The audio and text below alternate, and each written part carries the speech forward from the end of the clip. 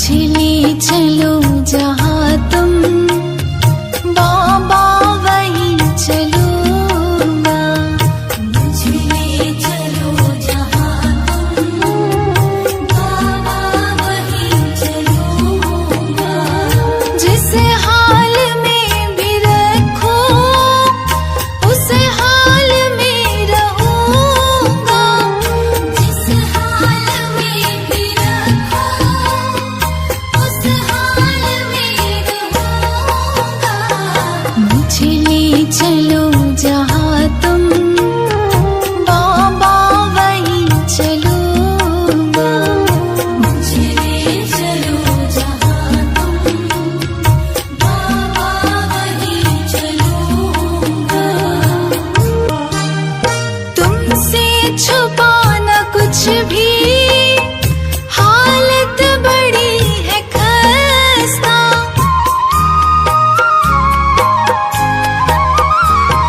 तुमसे छुपाना कुछ भी हालत बड़ी है खस्ता। अब देख ले अवस्था कर दे मेरी व्यवस्था। तुमसे जो ना कहूँ तो कह दे किसे कहूँगा। मुझे ले चलो जहाँ तुम बाबा वहीं चलूंगा। ये हाथ थाम मेरा कर दे जरा इनायत।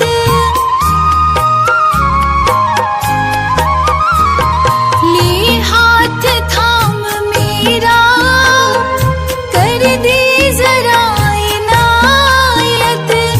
तुमसे कभी ना होगी मुझको कोई शिकायत। तुम जो कहोगे करने बाबा वही करूँगा। मुझे ले चलो जहाँ तुम बाबा वहीं चलूंगा। बाबा वहीं चलूंगा। शरंत्री ऐसा न विद्या, जिनके पास न ऐसा है न विद्या, न तप है न दान है न ज्ञान है, न सील है न गुण है न धर्म है। ते वृद्धि लोके भूमि भार भूता, ऐसे मनुष्य संसार पर भार के समान है। मृगासुरंत्री विद्याधीशम श्री गणनाथम मूषकयानम गौरी तनयम वंदे देवम सिंदूर वदनम मंगल रूपम भक्तादीनम।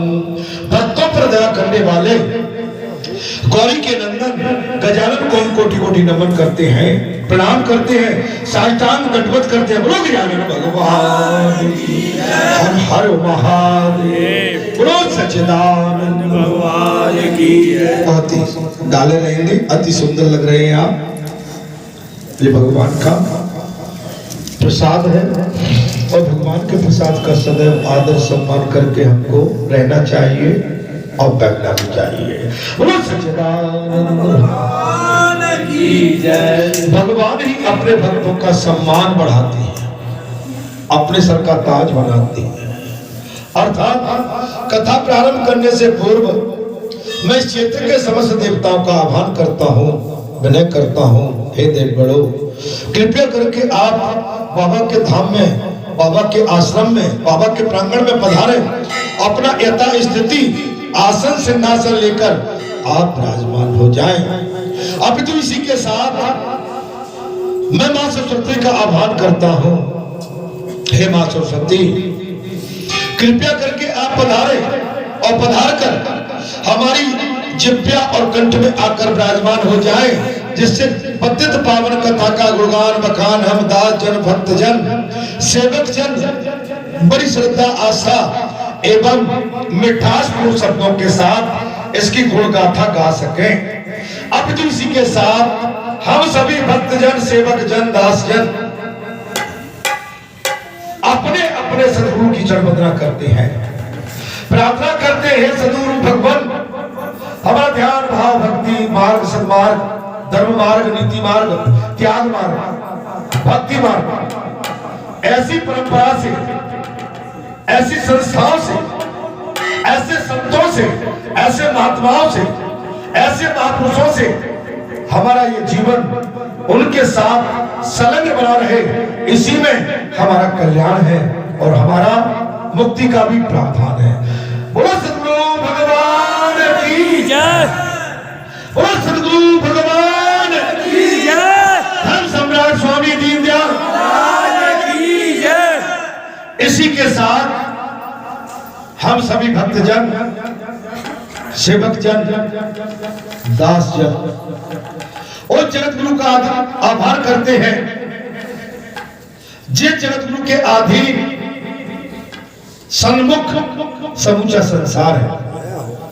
भगवान शंकर का आह्वान करते हुए विनय करते हैं, प्रार्थना करते हैं, हे भगवान शंकर, आप कृपया करके, वैसे तो कण में हर जगह आप व्याप्त हैं और ऐसा कोई भी स्थान नहीं है जब आपका वास न हो, फिर भी हम भक्तजन, सेवक जन, दास जन आपका आभार करते हुए विनय करते हैं, हे भगवान शंकर, आप माता सती के साथ पधारे और इस आश्रम में आकर अपना उच्चतम से उच्चतम आसन, सिंहासन ग्रहण करके हम दास जनों पर, भक्त जनों पर, सेवक जनों पर अपनी भक्ति की वर्षा और आशीर्वाद का कृपा बनाए। बोलो शंकर भगवान की जय, बोलो शंकर भगवान की जय, बोलो शंकर भगवान की जय। बोला तेरी बम प्यारे बम बोले। भगवान शंकर आशुतोष महादेव, जगतपति, जगत पिता, जगत गुरु, सर्वव्यापी, तीनों लोकों में देवादिदेव, आदिदेव महादेव, जिनका कभी न अंत होता है न उद्गम होता है। भले ही संसार रहे या न रहे, लेकिन भगवान शंकर अमर है, इसलिए उनको अमरनाथ कहा है, इसलिए उनको अमरनाथ की उपाधि दी गई है। अर्थात कथा प्रारंभ करने से पूर्व आज ये प्रथम मंगलवार पौष मास, जिसको बोलते हैं फूस आप देसी भाषा, फूस मास का कृष्ण पक्ष उद्गम माने प्रारंभ हुआ है। ठीक है, ये एक माह इसमें वैसे कार्यक्रम, धार्मिक अनुष्ठान रुक जाता है, लेकिन भगवान का भजन कभी नहीं रुकता है। अर्थात इसके पश्चात माघ मास आएगा और माघ मास में फिर संस्कृत धार्मिक शादी ब्याह समारोह पुनः प्रारंभ हो जाते हैं। आप सभी इसके ज्ञाता हैं। आज एक चीज मैं और आपको ज्ञात करा दूं कि आज से सूर्य नारायण भगवान उत्तरायण में आने वाले हैं। आज से, और मंगलवार का दिन है, देखिए दिन भी देखिए, वैसे तो कभी भी आ सकते थे, लेकिन आज 21 तारीख 21 दिसंबर, और आज के दिन से ये दक्षिण से उत्तरायण भगवान सूर्य हो जाएंगे। आज से हमारा एक तिल बढ़ेगा, समय बढ़ेगा। और दक्षिण में कब जाते हैं? 21 जुलाई, 21 जुलाई से भगवान दक्षिण में चले जाते हैं। आपको ध्यान रहे इस बात का। आप, मैं तो जाने, आप तो बहुत बड़े संत हो चुके हैं सभी, मैं तो सभी भाई, मैं तो आपके सामने कहीं लगता नहीं, सभी बड़े बड़े संत बैठे हैं यहाँ तो भाई, है ना? हाँ, सभी महापुरुष बैठे हैं। अब मुझे ज्ञान देने की जरूरत भी नहीं है, ज्ञान तो मैं आपसे सीख रहा हूँ, है ना? क्योंकि आप मुझे ज्ञान देने लगे हैं, तो मेरे लिए ये बहुत भाग्य की बात है कि आपके माध्यम से मैं अब ज्ञान अर्जित करता रहता हूँ। ठीक है? और कहिए कैसा ज्ञान? मैंने भिन्न नहीं किया, मैं चूंकि आपने जो अब करने जा रहे हैं तो मुझे भी उस ऐसे आइए भाई, मुझे भी ज्ञान प्राप्त होता है आपके माध्यम से, ठीक है। आप अच्छे कर रहे हैं, सद्मार्ग से जुड़े हुए हैं, धर्म के मार्ग पर चल रहे हैं, लेकिन कच्चे अभी पक्के नहीं हैं। बोल बालाजी सरकार की जय।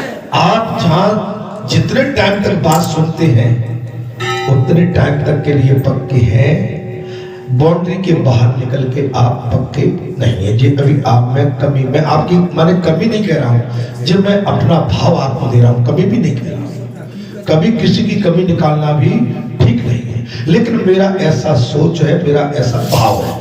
लेकिन फिर भी अगर आपके मन में अगर परिपक्वता है तो निश्चित आप खड़े होकर मेरी बात का आप उसको बता सकते कि नहीं नहीं अब हम बिल्कुल दृढ़ है, पक्के हैं।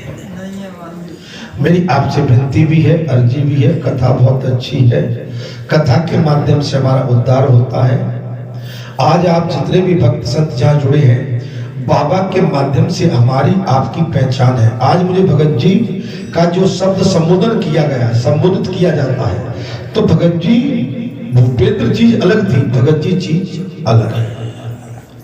भूपेंद्र अगर भूपेंद्र रह जाते तो आप शायद उनसे परिचय भी नहीं हो पाते। आज भगत जी के माध्यम से हम आप एक दूसरे से परिचय हो रहे हैं। नाम मुझे किसने दिया? बालाजी ने। संबोधन किसने किया? बालाजी ने। क्या मैं इस नाम की अवहेलना करके, क्या इस नाम को छोड़ के और त्याग के अब मैं कहीं दूसरे मार्ग में जाऊं तो मेरा मार्ग कितना कठोर हो सकता है जी, आप जान सकते हो। हे संतो, हे महात्मा, मैं आपसे अनुरोध करता हूं कि बहुत ज्यादा संसार की चकाचौंध में न फंसे। जिस चकाचौंध संसार की ठगती है और आपको ठग लेगी तो आप कहीं के भी नहीं रह पाओगे। मेरी विनती है कि आप अपने को संभालिए, आप अपने आप को संभालेंगे और मुझे बाध्य न करें। आप भी संभलिए, मुझे आप अपनी हठधर्मी भी न बताएं, मुझे किसी कार्यक्रम में आने के लिए बात भी न करें। मैं तुम्हारे बस में, किसी के बस में नहीं हूं, मैं किसी और के बस में हूं, ठीक है। तो इसलिए मर्यादा से बढ़ के कोई वस्तु नहीं है संसार में। आज मुझे बहुत कुछ कहना है, अभी नहीं, मैं कहूंगा। आज वो होगा जो आपने कभी देखा भी नहीं होगा और न सुना होगा। संत फकीर पीले वस्त्र पहनना वो बात अलग है, लेकिन संसार में रहकर भी अगर आप त्याग करके बैठे हैं तो वो बात अलग है, अंतर है। सबसे पहले बड़ देवताओं से अनुरोध करता हूं, हे बड़ देवो, जो सीट खाली शोभायमान नहीं देती, मैं पंचों से लेने जा रहा हूं, ठीक है। जैसे दो ब्राह्मण बिठा लेते, एक ब्राह्मण कहीं है, मुझे पता नहीं है कहाँ है, कैसे है, लेकिन मुझे ये सीट खाली अशोभनीय लगती है। मैं पंचों से इसके विषय में विचार विमर्श करूंगा, क्योंकि हमने जिस दिन ये कथा प्रारंभ हुई थी, हमने दो वरुण देवताओं को नियुक्त किया था। कभी हो सकता है किसी कारणवश अगर कभी एक वरुण नहीं आए, कोई कभी तो चल सकता है, लेकिन महीनों तक नहीं आए, वो स्थान खाली मर्यादा के विपरीत है। मैं अगर कुछ बोल रहा हूं तो मेरी बात को आप वापस कर सकते हो, ठीक है। तो वो मैं अभी तो नहीं, मैं पंचों के माध्यम से विचार विमर्श करके इसकी पूर्ति करूंगा, बालाजी महाराज की। और फिर वो कुर्सी जो बैठेगा वो उसी की रहेगी, उस पर कोई फिर दूसरा आके बैठ नहीं सकता है। इसलिए मैं फिर समय दे रहा हूं, आप इस पर विचार विमर्श कर लो। मैं ठीक बोल रहा हूं? मैं कुछ गलत बोल रहा हूं? अगर कोई आके कह के नहीं भाई मैं अब हक का हकदार हूं, तो वो अपना हक खो चुका है, ठीक। मेरी बात अगर मेरी माताएं भी सुनती हैं, सुनती हैं, ठीक है, मेरी बात में कोई अंतर दिख रहा है। बहुत निर्णय मुझे समझने में और मुझे तुम्हें समझने, मुझे समझने में बहुत देर लगेगी। मैं भावुक जीव हूं, मैं भावना में बह जाता हूं। आप ढोलक वाला भैया रो दे तो मैं उसके साथ हो जाऊंगा, चाहे मेरा गला कट जाए। लेकिन मेरी भावना को कोई ठेस देगा, मेरी भावना को कोई काटेगा, तो समझ लो कि उसको परमात्मा भी माफ नहीं कर सकता। मैंने आज आपको बहुत गहरी बात बताई है। मैं भावुक हूं, मैं इतना भावुक हूं कि मैं अपने पीड़ा, अपने घर की पीड़ा छोड़ के मैं भावना में इतना बह जाता हूं कि आपके पीछे लग दूंगा। लेकिन मेरी भावनाओं से खेलोगे तो इसके परिणाम गलत आएंगे। बोलो के बिहारी देवताओं की बोलिए बालाजी महाराज की जय। 35-35 साल की मेरी उम्र थी, लेकिन प्रभु की कृपा मुझ पर बालपन से है, इतना मैं महसूस करता हूँ। मैंने जी आज क्यों बात कही है मालूम है आपको? रात्रि को ठीक 1-1:30 बजे के बाद आवाज आई कुछ कि त्याग चाहिए मुझे। क्या चाहिए? एक नींद खुलती है, त्याग। जब त्याग शब्द आया तो मैं भयभीत हो गया कि कहीं मेरे से भूल हुई है, कहीं ना कहीं मुझे बंदिश चाहिए। तो मैं आपको प्रातःकाल कथा पे बैठा, उससे सब पहले से संबोधन कर रहा हूं। मैं किसी को इसके लिए कथा में बहुत सी सारी बातें आएंगी, आती रहती हैं। तो मेरा आपसे अनुरोध है कि त्याग ही सबसे बड़ी चीज है, वही मर्यादा है। बैठिए। प्रभु की कृपा भाई सब काजू, जन्म हमार सफल हो आजू। न तो हम संत हैं न बैरागी है। हाँ, हम इतना जानते हैं कि हमारे परमात्मा ने, हमारे स्वामी ने जो मर्यादा बनाई है रामचरितमानस में, हमारे हनुमंत बाबा ने जिसका पालन किया है, हमारे हनुमंत बाबा ने जिस सेवा भाव से इस संसार की सेवा की है, जब हमारे बाबा ने सेवा की है, हम उतनी सेवा तो नहीं कर सकते, लेकिन प्रयास तो कर सकते हैं। और प्रयास में कभी कोई कसर नहीं। आप इंजीनियर कब बनोगे? तब पढ़ाई पढ़ोगे तब। आप कसौटी पे कब कसोगे? जब आप त्याग करोगे तब। आप खेती में जुताई कब करोगे? तब आप पक्के हलदर और किसान बन जाओगे तब। आप गर्मी सर्दी से नहीं डरोगे तब। ये परिपक्वता है। बोलो के बिहारी लाल की जय। ठीक है, भजन होंगे, आरती भगवान की होगी। इसके बाद मुझे कथा भी कहनी है। हमारे संत समाज, भक्त समाज बैठा है जो हमको समय समय पर सहयोग आप सब करते रहते हैं। ठीक है, मैं इसलिए आपके सामने ये सारी बातें रखी है कि भटको मत। भटकने में लाभ नहीं है। जैसे मेरे भैया ने सवेरे मुझसे बहुत प्रेम करते हैं, मुझसे भी बहुत प्रेम करते थे और करते हैं, लेकिन वो प्रेम जैसे भगवान से गोपिकाएं प्रेम करती थी, वो प्रेम चाहिए। सब प्रेम ऊपर का नहीं चाहिए कि मुझे तुमसे ढोलक बजवानी है, वो प्रेम नहीं चाहिए। ढोलक तो बजवानी है, साथ में हमारा तुम्हारा कभी साथ भी नहीं छूटे, वो प्रेम चाहिए। वो प्रेम। ढोलक बजाना अलग चीज है, तुम बजाओ या मत बजाओ, लेकिन इसके बाद हम छावी मिले, वो प्रेम चाहिए। सबसे बड़ी मित्रता वो है। जी जी बोलिए। गजाननं भूतिगणाधिपं जय हो श्री राधे। कपित्तजम्बूफलचारुभक्षितं क्या बात है मेरे भैया, श्री राधे। उमासुतं शोकविनाशकारकं नमामि विघ्नेश्वरपादपङ्कजम्। वक्रतुंड महाकाय सूर्यकोटि समप्रभा निर्विघ्नं कुरु मे देव सर्वकार्येषु सर्वदा। आपदामं हरतारं दातारं संप्रदां लोकाभिरामं श्रीरामभ्यो भ्यो नमाम्यहम्। रामाय रामभद्राय रामचन्द्राय वेदते रघुनाथ नाथाय सीताय पते नमः। आशीर्वाद से वो है बद्रिका आश्रम का महत्व क्या है। बद्रिका आश्रम बहुत ही प्राचीन और पुरातत्व कथा है। बद्रिका आश्रम का महत्व क्या है। मैं सभी श्रोताओं को कोटि कोटि नमन करता हूँ, प्रणाम करता हूँ, साष्टांग दंडवत करता हूँ। आप सभी के चरणों की रज को उठाकर अपने माथे और सर पर धारण करते हुए प्रार्थना करता हूँ, प्रभु की कृपा से आपका कल्याण हो, प्रभु की आप पर सदा दया और कृपा बनी रहे।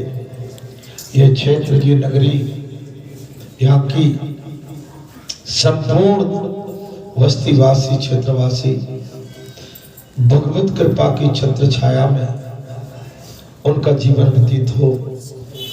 मैं इस उम्मीद को लेके, आशा को लेके, अपने भाव को लेके गुरु के आशीर्वाद के माध्यम से इस कथा को कहने का प्रयास करूंगा। कथा बहुत ही आनंदमय और मार्गमय और प्रेरणामय, हमको मार्गदर्शन भी करेगी, प्रेरणा भी देगी, सचेत भी करेगी, सावधान भी करेगी और हमारा कल्याण भी करेगी। बगैर कुछ कहना आ जाओ। कथा क्यों, कथा प्रारंभ हो गई तो मैं फिर बोल नहीं पाऊंगा, आपकी सुन भी नहीं पाऊंगा, कुछ कह भी नहीं। कोई बात हो तो मुझसे बताइए। महाराज पारण डाल दो। आ जाओ, आशीर्वाद नारियल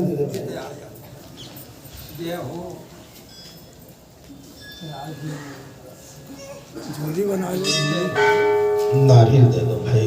बढ़िया चुनाव का टाइम है और आपका व्यक्तित्व तो अच्छा है, धर्म से जुड़े हुए हैं। मैं तो केवल आपको विजय भव का आशीर्वाद देता हूं कि आपकी विजय हो और सच्चे मन से, सच्चे भाव से और पूरी उम्मीद के साथ आपको विजय भव का आशीर्वाद देता हूं।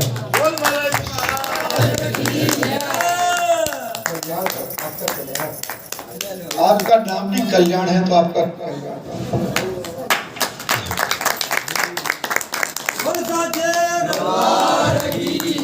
प्रभु की कृपा बनी रहे। आप जैसे संत महात्मा, आप जैसे सेवक आते रहे, बस मेरे लिए संघ में आशीर्वाद, संघ में साथ में आशीर्वाद है। क्या बात है, मेरा आशीर्वाद तो खुला हुआ है सभी के लिए भाई। आशीर्वाद